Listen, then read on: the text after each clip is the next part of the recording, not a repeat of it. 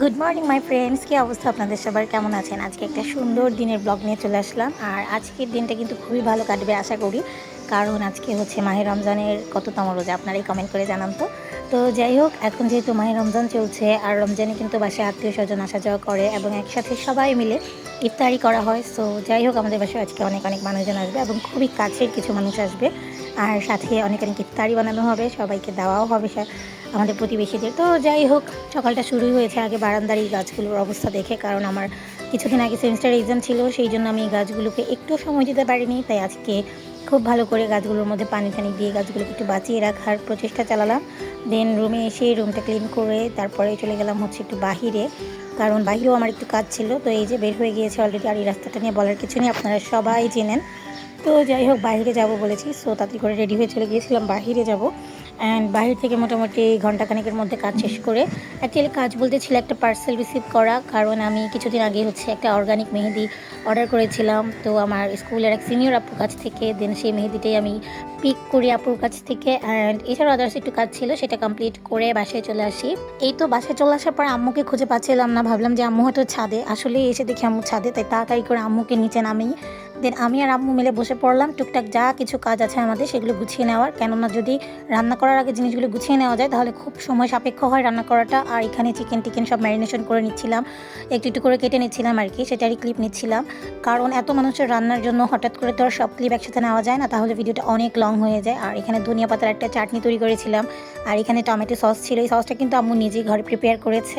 And others যা কিছু মশলা ছিল কোয়ান্টিটি অনুযায়ী কোনটাতে কী ধরনের কী দিতে হবে সব কিছুই টুকটাক গুছিয়ে নিচ্ছিলাম। দেন হচ্ছে আব্বু চলে আসে অফিস থেকে, আব্বু এসে আমাদেরকে আরও অনেক হেল্প করে দিয়েছিল। তারপর এই যে এখানে চিকেনটাকে ম্যারিনেশন করছিলাম, ফ্রাইয়ের জন্য একরকম ম্যারিনেশন, তারপর হচ্ছে রোস্টের জন্য একরকম ম্যারিনেশন, সো আদার্স অনেক কিছু ছিল সব রান্না একসাথে। আমি আবারও বললাম যে ভিডিওতে আসলে দেখানো পসিবল হবে না, তাহলে ভিডিওটা অনেক লং হয়ে যাবে। সো আলাদা আলাদা বাটিতে সব কিছু ম্যারিনেশন করে রেখে দিচ্ছিলাম, এগুলো শুধু ইফতারির আগে ভেজে দেবো এবং রাতে ডিনারের আগে ভেজে দেবো। আর এই বলতে বলতেই কিন্তু আমি ইফতারির টাইম হয়ে গিয়েছিল এবং তখন খুব ঝটপট করেই সব ধরনের বেগুনি, পেঁয়াজু, ডিম চপ, এছাড়াও এই প্রত্যেকটা সবজি ফল যা কিছু ছিল সেগুলো কিন্তু আব্বুই কেটে দিয়েছিল। শশাগুলো হচ্ছে সুন্দর করে আমি ডেকোরেশন করে দিয়েছিলাম, তারপর আব্বু কেটে দিয়েছে পেয়ারা, তরমুজ, বাঙ্গি ছিল, বাঙ্গি শরবত করেছিল আমার ভাই, সেটা প্লেন করে রেখেছিলাম টেবিলে একটা করে আনছিলাম, কারণ ইফতারি টাইম হয়ে যাচ্ছিলো। আর এই যে এখন সেটিং করে দিচ্ছিল সবার সিট এবং খাবার দাবারগুলো। তারপরে এই থালাটা হচ্ছে একটা আন্টিকে দিয়েছিলাম তার বাসায়, দেন এই তো এখানে শরবতগুলো দিয়ে দিয়েছে, এটা একদম ইফতারির অল্প একটু সময় বাকি ছিল। তো এখানে একেবারে 20 জনের জন্য প্লেটগুলো সেটিং করে দিয়েছিল, একসাথে টেবিলে জায়গা নিচ্ছিল না, তাই কিছু ড্রয়িং রুমে রাখা হয়েছিল, কিছু ডিপ ফ্রিজের উপরে রেখে প্লেটগুলোকে সেট আপ করা হচ্ছিল। আর আন্টির থালাটা অনেকক্ষণ ধরে সাজিয়ে রাখা হয়েছে, চিকেন ফ্রাইটা ভাজতেই পারছিলাম না, গ্যাসের অনেক প্রবলেম করতেছিল।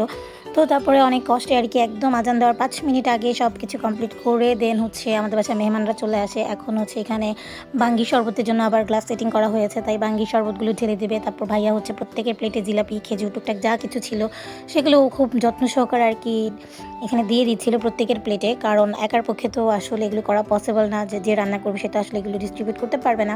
তো যাই হোক, আলহামদুলিল্লাহ সবাই খুব মজা করে ইফতারি করেছে। বাঙ্গি শরবতের ক্লিপটা আমি নিতে পারিনি, ভুলে গিয়েছিলাম। তো যাই হোক, এখন হচ্ছে রাতের খাবার, রাতে তো অলরেডি যে ইয়ামি রোস্ট আর আমার আম্মুর হাতের রান্না জাস্ট ওয়াও। সো আমার মনে হয় প্রত্যেকেই রিলেট করতে পারবে যে তাদের মায়েদের হাতের রান্না অনেক বেশি মজা হয়। আর এখানে বেশ পরিমাণে হচ্ছে পোলাও রান্না করা হয়েছিল, আপনাদের তথাকথিত পোলাও রান্না করা হয়েছিল। তারপরে হচ্ছে রোস্ট, আর যেহেতু ইফতারিতে অনেক হেভি খাবার দাবার ছিল তাই খুব সিম্পল আইটেম রাখা হয়েছে, চিকেন ফ্রাই ছিল সাথে রাতে, আর ইফতারিতেও ছিল। তারপরে এই একটা মাছ রান্না করার কারণ হচ্ছে আমার নানু, উনি অনেক অসুস্থ, সো আপনারা সবাই ওনার জন্য দোয়া করবেন। নানু খুবই খাবার দাবার বেছে বেছে খায়, তাই নানুর জন্য মাংসের আইটেম বাদ দিয়ে মাছ করা হয়েছিল। আর এখানে আরও অনেক অনেক পোলাও, সবাই মিলে খাবে এত এত পোলাও। তারপরে হচ্ছে গরুর মাংস ছিল, আমার অনেক পছন্দের ডেফিনেটলি। তো খুব সুন্দর করে একদম টকবকির গরুর মাংস লাল লাল ঝোল করে খুবই মজা করে সবাই খেয়েছিল, বসে খাওয়া দাওয়া করার মজাই আলাদা।